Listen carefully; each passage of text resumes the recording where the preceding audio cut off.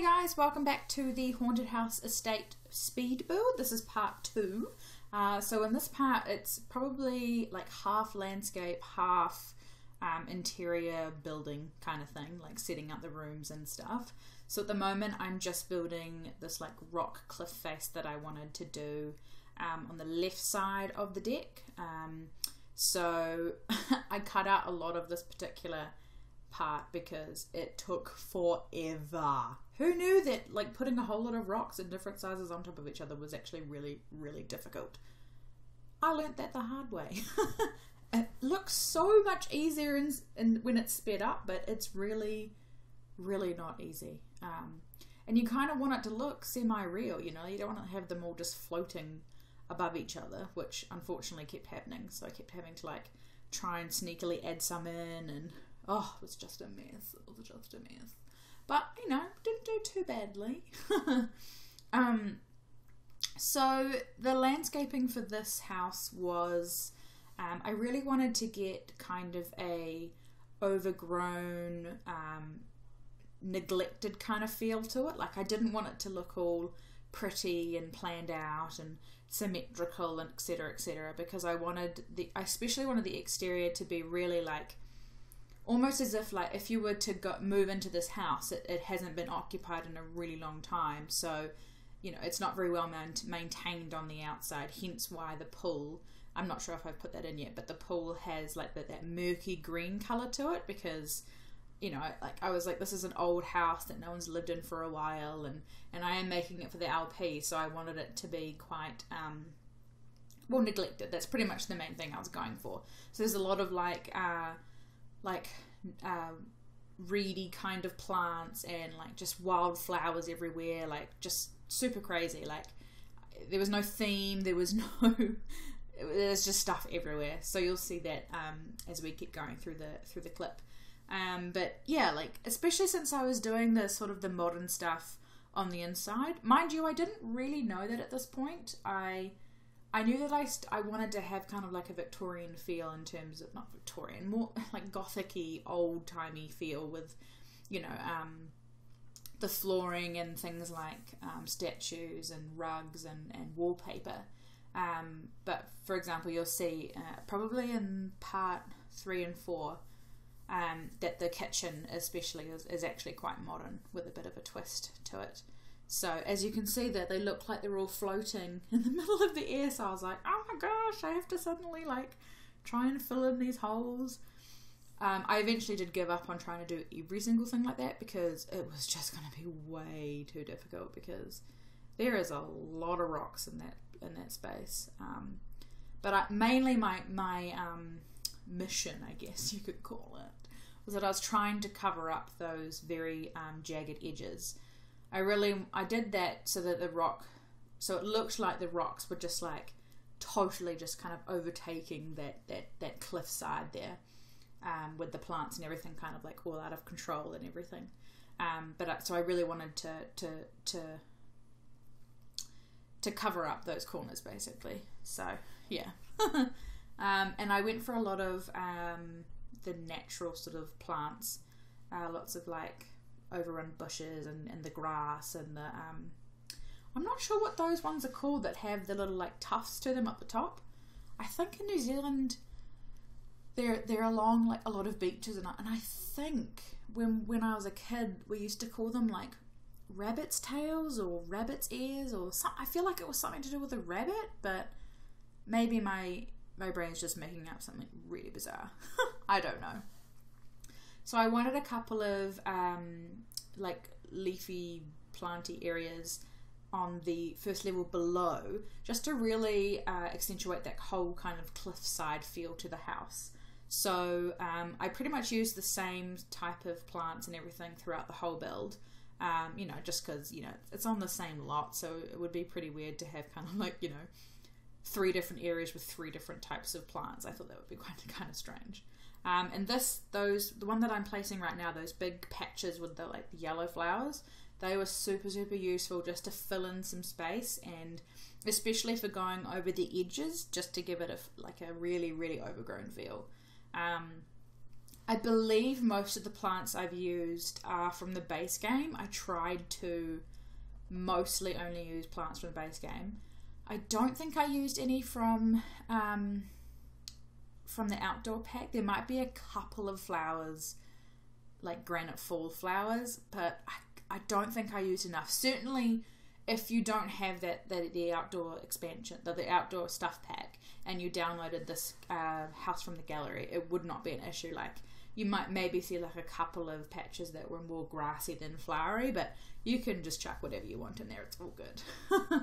So at the moment, I've got those arches in the bridgeway there, but eventually I do get rid of them because I felt like it was really weird. I'm not quite sure what I was going for. Like, for some reason when I was building it, I was like, yeah, like there's going to be these archways, and then water's going to throw bleh. My words are so difficult to say sometimes. I was like, the water's going to flow through the archways. And then later when I was like looking at it with my partner, and he was just like, that doesn't make any sense. It was really hard to figure out what part of the walls needed to be rock face and what part of the walls needed to be water, because obviously, you know, doing a cliff face kind of house on this lot, which was what I was trying to do, you know, I wanted it to still look, you know, like it could actually happen kind of thing. So yeah, so as you can see, I've just added a fence, a brick fence all the way around the lot, and I do eventually change that to be more of like a concrete one. It's like the exact same one, but it's like the concrete looking one rather than the brick, but I'm pretty sure I do that off screen. I can't remember now. And then I wanted this really like gothic-y kind of looking fencing everywhere, and I really like how the bridge turned out. I'm really happy about that. I think it looks really cool.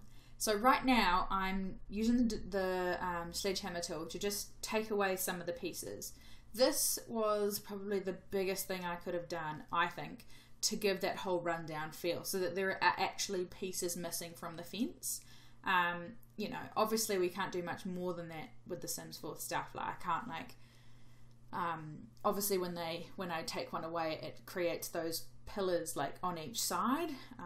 It obviously would have looked a bit more rundown if they weren't there, but I think all things considered, like with what we're able to do, I think that gave the right feel. And I eventually do it on the bottom deck as well to carry that through as well. Here's the pool with the murky water that I mentioned earlier.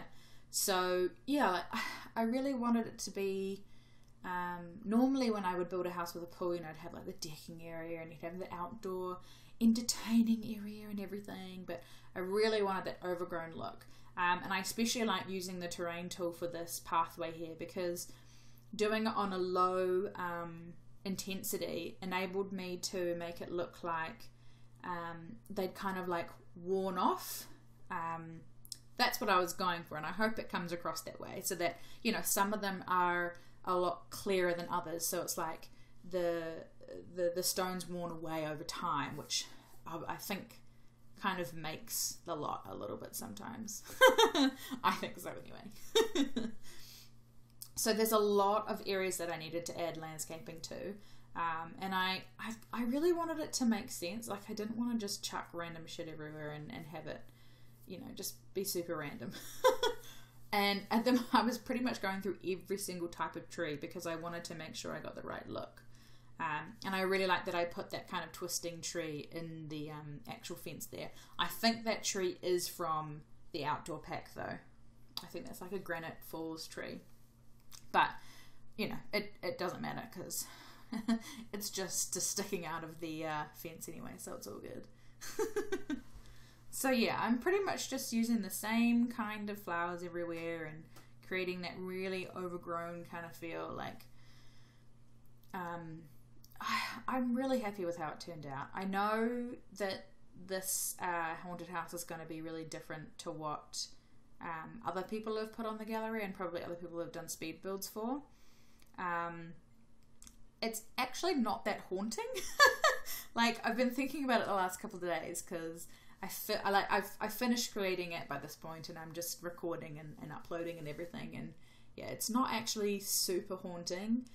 You could easily, if you wanted to, you know, move in a few families and kill them off and then get yourself a graveyard and all that stuff. And I did consider doing that for the upload to the gallery, but I was on a very... I had the idea to build it very, very close to Halloween, and I really wanted it to go up before Halloween, but as I'm recording this, today is Halloween in New Zealand, and oops, sorry, that was my phone. I've only managed to get part 1 up, which went up today, so sorry about that, guys. But they'll be coming up as soon as possible. It's just, they're taking ages to load. It's a major pain, but we'll just do what we can do. And I really liked that I was adding those sort of like reedy looking stuff into the actual rock face, as if, you know, like the jungle, like the grass and everything was trying to take that over, but the rocks were like, no, it's my space. And I don't know, I thought it was quite cool. Always remember to save. I am terrible, and so I was very, very conscious of trying to make sure that I was saving, because I have been caught out before and it is not fun. So I wanted some like funky things in the garden, kind of like as if there were these like old statues, you know, around, and so I eventually add in a couple to the side when you first get off the bridge and onto the land, with a whole lot of like overgrown stuff around them. And then I was just playing around with what was available and what fit and what worked and everything. I don't normally have so much outdoor space to actually play with, so it was really, really fun. I really, really liked doing this. And I like that little archway that I put in, and oh, it was just so much fun. So these are the statues that I chose, and I thought, oh, add a tree, and then I eventually move on and change it to a bunch of flowers that are just like roaming and taking over that statue. And the little guy with the top hat there, which I just realised I also added next to the front door later on, so that's kind of annoying. Maybe I'll change that before I add it up, but never mind. It's not a biggie, it's fine. So you can see, oh, it moved too quickly, but a lot of the landscaping I did off camera, because I just needed to add so much of it to get the fullness look to it that I wanted. And I was like, you know, there's only so much landscaping that people are willing to watch, or at least I would be willing to watch, so I assume you guys would be the same. So I'm just adding a little outdoor stuff here, and I really wanted to add those flowers on the top to make it look as though like the vines had carried up.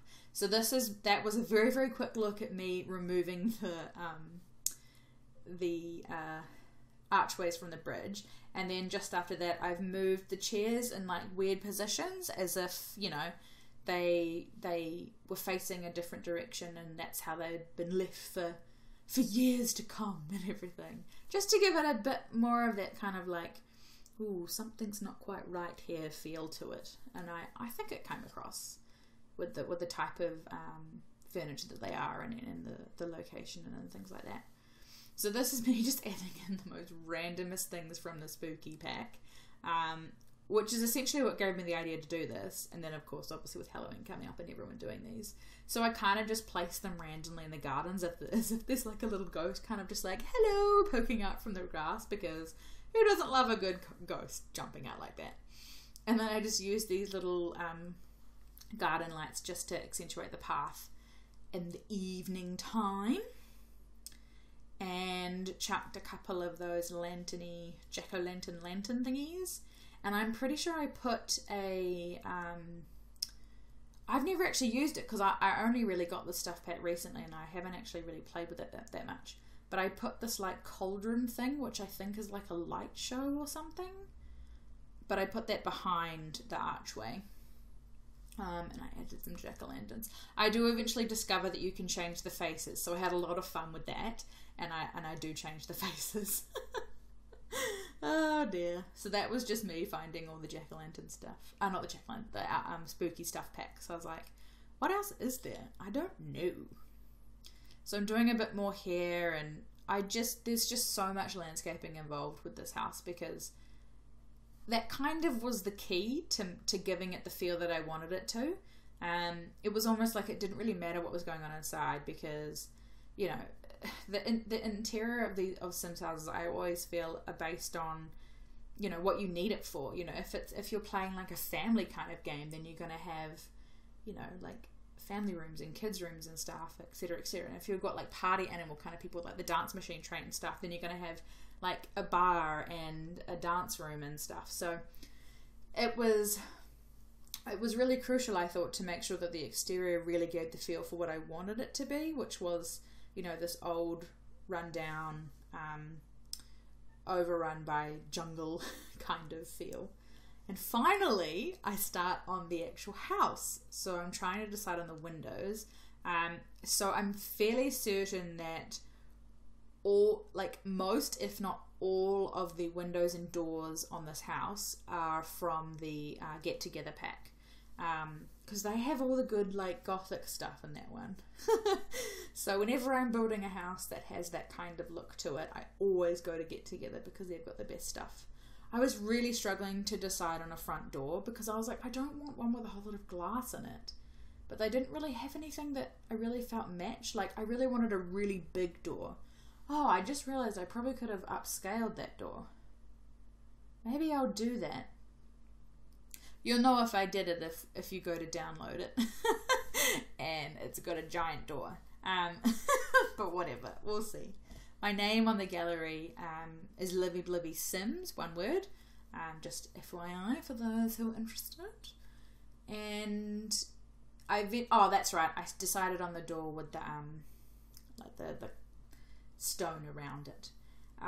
And I'm not gonna lie, I actually really struggled quite a bit in terms of trying to decide how the rooms were going to be inside, because I at least build to the family that I'm going to use, so I know what I'm going to need. I think I talked about that last in the last part as well, but yeah, it was really difficult.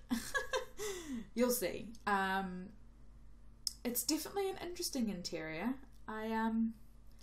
Not something I would normally go for, I don't think, but I kind of like it. You'll see anyway. So I really felt like I needed to add those windows up on the top to make it look like you go up into the spire rooms. I didn't actually do that. You can't go up into the roof, but they're high enough that you definitely could, because I'm pretty sure they'd be considered the fourth floor, because I did have, I don't know if I still do, but I did have a piece of like a little square room up there just to help with the roofing. So if you wanted to, and there's plenty of space in the middle of the top level, as you'll see probably in the last part, if you wanted to, you could easily add like an attic-y kind of room. Oh, that reminds me of the ladders you could get in Sims 3. I think it was the Generations expansion pack. I loved that expansion pack. Oh my god, it was amazing. So amazing. Like, city living, don't get me wrong, I am super excited. Like, oh, so excited. I'm just counting down the days. But if they could do a similar Generations kind of thing in Sims 4, I would freak out. Like, I would like quit my job and just do this all the time, even though I'm not getting paid or anything. Like, I'm just doing this because I love it. But that was like the ultimate expansion pack. In fact, I think out of all the expansion packs throughout the whole entire Sims series, that would have been my all-time favorite. Definitely. Oh, I'm just reminiscing about it now. It's just so good. So I really struggled about where to put these stairs. I was just like, I have to basically build the entire bottom floor around the staircase. And I was really struggling, because I didn't want to have, you know, the layout of the house dictated by these stairs, but I had to, because otherwise it had to make sense on the bottom floor and it had to make sense on the top floor. And because I didn't really know what I needed, I was just like, ah. And another thing you probably have noticed, is that the whole house is actually built on an angle. So a lot of the doors and windows are actually on an angled wall. So it was quite strange because I'd like want to draw a wall somewhere and it'd be like, you can't do it. And I'm like, what are you talking about? And it's because it was at a really strange angle, but it didn't feel like it because of how I'd done it. So that was fun. So at first I had the 2 bedrooms on like the outside corner bits with a bathroom next to it with the deck. And then I had a 3rd bedroom. Now, the family that I created to do the LP for this family, there's actually 4 members. And I was suddenly thinking to myself, there's no way I can get 4 rooms on that top floor, plus maintain the deck and the little like hexagon kind of room and the back point and stuff the way that I wanted to use them. So I was like, okay, well, I'm gonna have to not actually build it exactly for my LP family, which was really, really difficult because that's how I build. I always build for a family in mind, so it was really hard. Yeah. So it changed a lot. I do eventually go with the stairs being really close to the door, like they're like right there when you get through the door, which I think works because like I really wanted, like in my mind I was going to have this like grand entrance, like you'd walk in and there'd be like, you know, this massive staircase and it would be like all candle lit and everything, but the truth was the house itself isn't actually that big. I mean, it's big, but you know, it could be bigger. And because it's kind of a weird shape, a lot of the rooms are also kind of a weird shape. So yeah, I don't know. I was playing around with half walls trying to, because I really wanted to maintain the whole open feel, especially since that the bottom floor is the highest level rooms that you can have.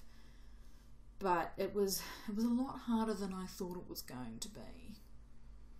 So, and I really wanted to make sure that there were, that was actually the worst part, was that I didn't want to change any of the windows, and I don't know about you guys, but I hate putting like big windows in any of the bathrooms. So I was like, I wanted to make sure that all the bathrooms were inside and all in interior walls and didn't share an outdoor wall, because I didn't want to have to change the windows that I'd already done because I really liked how they looked on the outside. But that basically meant that I had the staircase with these bathrooms all around it, surrounded by these other rooms. So it was kind of like a bullseye, but not circular. It was really weird. And it still mostly stayed that way, so I shouldn't really say anything bad about it. But yeah, I do eventually get rid of one of the bathrooms, which I think works. Now this was cool. I really wanted this to be like a secret room where you could like go down to the back point and there'd be like a little seating area, but I eventually do get rid of that room just by it, just because I was like, what is this even for? I don't need another bathroom, and I'd put computers downstairs in what becomes the library, so I was like, it's not like it's an office, so I got rid of it. I actually ended up leaving the top floor very, very, very open, because you just never know what space people are going to need, and I really wanted it to be open to whatever people would need it for. So that's what I did. So yeah, as you can see, I'm really struggling with how to do this. I was just like, what am I gonna do? And also because I was maintaining a lot of, like, I'm fairly certain there's very few actual rooms at a right angle, like the exterior walls excluded, but inside there's very few of them, because I wanted to create that kind of like curving wall and you don't quite know what's around the corner, and yeah, I don't know if it worked, but that's what I was going for. So this was me trying to decide on the doors, and originally I did that black one that came with the Get Together expansion pack, but I think I do change it to like a darker brown because it matches the wallpaper that I eventually go with. But yeah, it I'm not gonna lie, it was quite winged at this point because I just needed to make it work logically. So yeah. And it also really annoys me that there's only square archways with the tallest wall height. I find that very frustrating because this whole house was about curves, so I had to have the curved archway, and the only one available was in the next level down, and it's almost like, it's like tunnel vision. Like, you know, if you're like on a roller coaster and there's like a dark tunnel coming up, and it feels like that dark tunnel is so tiny and it kind of shoots down into like a vanishing point. I feel like that's what it's like, and that was not what I wanted, but there was not much I could do about it. So when and if you use this house, pretend it's much larger. So we're coming to the end of part 2, so stay tuned for part 3, and if it's not there, I'm sorry, it's loading, it's just taking ages, and there's not much I can do about it. Technology, what are you going to do? So we will see you in part 3. Bye guys!